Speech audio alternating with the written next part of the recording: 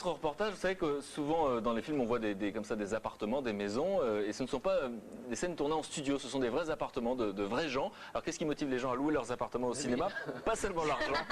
Vous vous demandez effectivement donc comment le décorateur s'autorise à tout transformer et à quel point, et puis surtout qu'est-ce qui motive les gens encore une fois, mais ce n'est pas que l'argent, vous allez le voir. Alors donc comment réagissent les propriétaires quand les stars débarquent chez eux? Vous allez le voir dans ce reportage, cette enquête réalisée par Thierry Colby.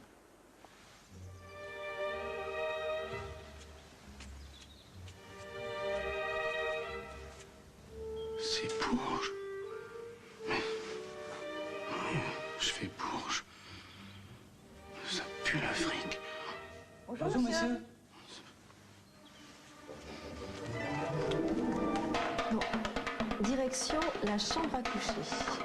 Où il y a une salle de bain ici? Où il y a une salle de bain? Où il y a une salle de bain ici? Cette maison qui sert de décor à Deuxième Vie, le film de Patrick Braoudet, nous l'avons retrouvée. Située en banlieue parisienne, elle est régulièrement utilisée par les équipes de cinéma. Trouver ces lieux, c'est le métier de Catherine Gamard. Depuis 15 ans, elle s'occupe d'appartements qui peuvent se transformer en décor de cinéma. Tu cherches quelque chose, mon doudou? C'est chez moi ou c'est pas chez moi ici? Son chez lui qui n'est pas à lui, on le trouve à l'agence de Catherine. C'est ici que les réalisateurs et les assistants viennent chercher leur futur lieu de tournage. Sur ces centaines de planches, chaque décor est photographié sous plusieurs angles. Là, j'ai des appartements, ensuite on va dans les maisons, les châteaux, les lofts. Vous les connaissez par cœur, ces planches? Ouais. Oui, ça va incroyable, on pose toujours la question, mais bon. Alors, on va rentrer dans un appartement où s'est tourné le film de Jeanne Labrune, Ça ira mieux demain, qui va sortir très bientôt. Je vous emmène, voilà. Parce que tu veux refaire l'histoire, toi. Eh ben non, j'ai pas envie, là. Cet appartement où vit une famille nombreuse a été totalement redécoré pour les besoins du film. On y avait posé ce papier peint qui, bien sûr, a disparu après le tournage. Ah oui, ça c'est traumatisant, mais enfin, elle est responsable de ce qu'elle fait. Certes. Seul le canapé est resté en place.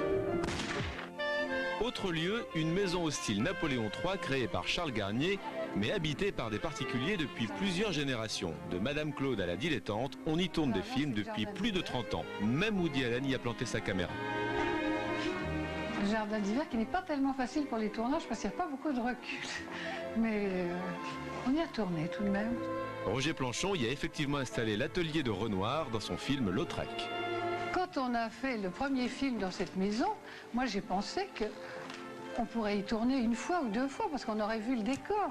Or, finalement non, parce que chaque cinéaste met sa patte, sa griffe, son ambiance, et chaque cinéaste en fait quelque chose de particulier. Cette maison, c'est notre maison. C'est une maison qu'on aime. On n'a pas envie qu'il y ait des choses qui puissent la salir, vous voyez. Il y a eu un moment où il y avait beaucoup de films porno, on n'est pas très porté sur le film porno. Et pourtant, il y en a eu dans cette maison? Il y a une petite erreur parce que je ne savais pas. mais à dire vrai, il n'a pas fait date. Et je m'en suis rendu compte que pendant, mais il n'y avait pas eu grand-chose. Ma mère avait les cheveux dressés sur la tête, je me suis fait engueuler. C'est dans un appartement beaucoup plus classique que Laurent Tuel a choisi de tourner de nombreuses scènes de son nouveau film Un jeu d'enfant avec Charles Berling et Karine Viard. L'équipe a envahi les lieux pour 3 semaines. Pour les besoins du scénario, il a fallu vieillir l'endroit. Et c'est beaucoup plus simple que de reconstituer un appartement en studio. Faire tout un appartement en studio m'intéresse, mais ça coûte extrêmement cher. Il y a énormément de choses à faire, ensemblier comme ça. Alors donc c'est vrai qu'on a patiné les murs, on a refait des choses, mais il y a beaucoup moins de travail quand même à faire dans un appartement qui existe réellement que dans un studio. Ce travail de transformation, c'est le chef décorateur qui en assure l'exécution. Bruno Hadjage est le roi du système D. Visite guidée. Vous voyez là, tout a été collé sur du craft. C'est-à-dire en dessous vous avez la couleur originelle du lieu. Et tout a été collé sur du craft pour donner justement ces effets de patine, de vieillissement, de moisissure et de craquelure. Donc là, il y a de la poudre d'or, il y a plein de choses qui font qu'on arrive à vieillir cet endroit. Bon là, c'est des détails, mais il y avait un compteur moche, on a dû le couvrir. Là par exemple, tous les miroirs vont être camouflés. C'est une fausse porte. Donc là, on voit un peu là, parce que elle est prédécoupée. C'est-à-dire à un moment, l'acteur principal s'énerve, il n'arrive pas à rentrer. Donc il met un coup de pied dans la porte et paf, la porte explose. Et la porte explose.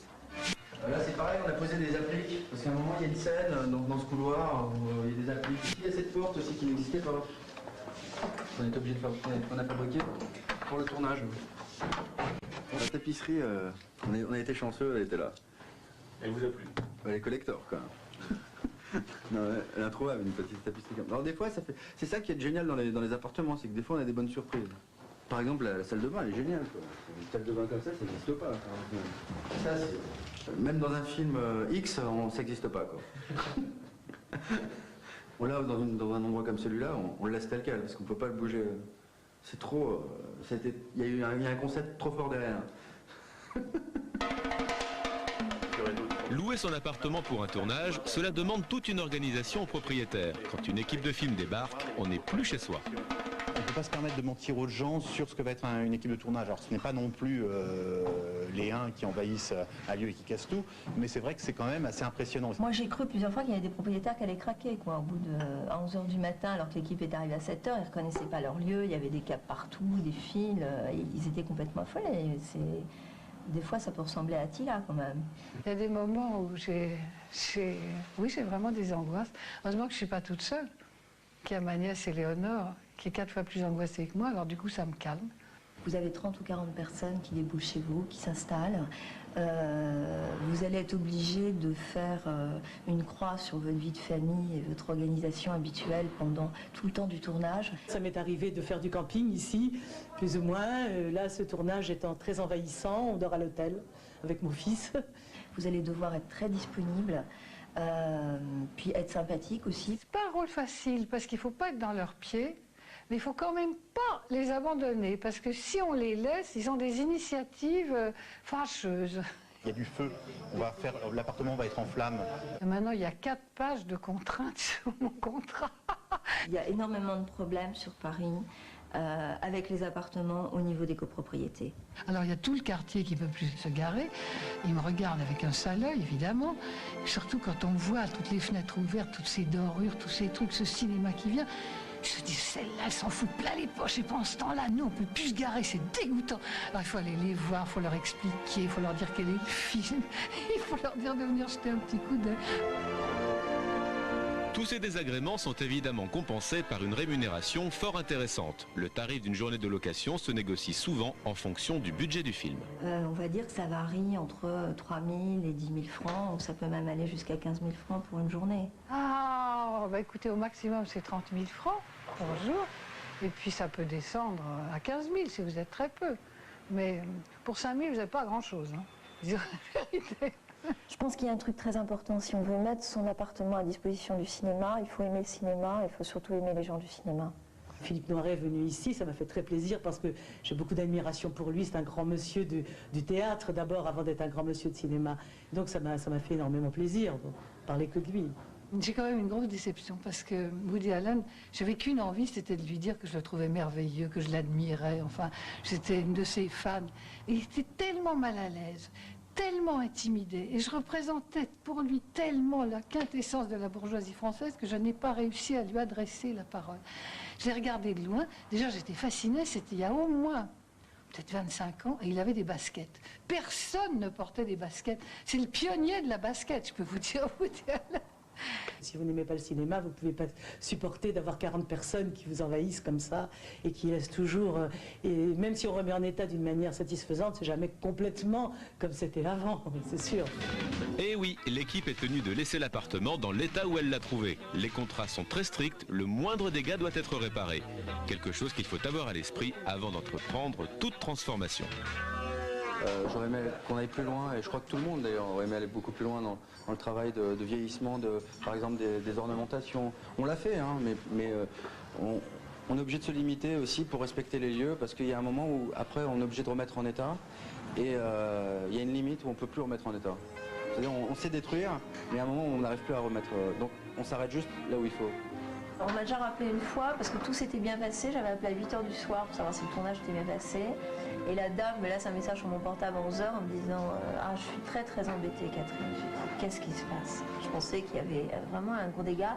Elle m'a dit « Ils ont oublié de descendre la poubelle. » Comme quoi, une journée de tournage, ça peut quand même bouleverser les gens. Hein. À propos d'une poubelle.